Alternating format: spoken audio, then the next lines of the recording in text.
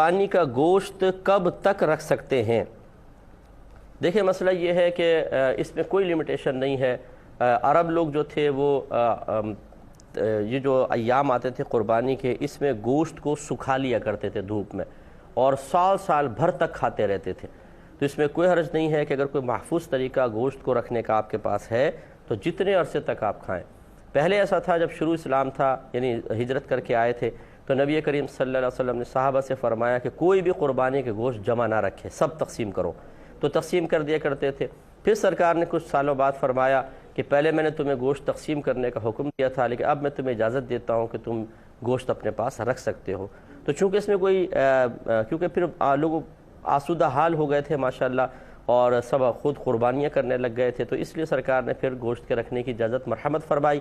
تو اب شریعت نے گویا کہ کوئی پابندی نہیں لگائی ہے، آپ رکھنا چاہیں کتنے عرصے تک، جتنے عرصے تک رکھنا چاہیں رکھ سکتے ہیں، بشرطے کہ جیسے میں نے کہا کہ وہ گوشت خراب نہ ہو، جب تک آسانی سے صحیح طریقے سے رکھا جا سکتا ہو۔ خراب ہونے لگے تو اتنے عرصے تک رکھنا مناسب نہیں، نہ اپنے پیٹ میں جائے نہ کسی اور کے پیٹ میں جائے، یہ قطعاً غیر مناسب ہے۔ ہوس جو ہے نا، ہوس اور لالچ یہ بری ہوتی ہے۔ بعض اوقات فریج بھر لیتے ہیں، ڈی فریزر اور سب کچھ بھر لیتے ہیں، اور کھایا جاتا نہیں ہے، سڑ جاتا ہے گوشت، پہ اس کو کچرے میں پھینک دیتے ہیں۔ تو یہ مناسب نہیں ہوتا، کسی بیچارے غریب کے پیٹ میں چلا جائے، اور اتنا ہی رکھیں جتنا آپ کھا سکتے ہیں ایک مخصوص وقت تک، اور وہ رکھنے کی بہرحال اجازت ہے۔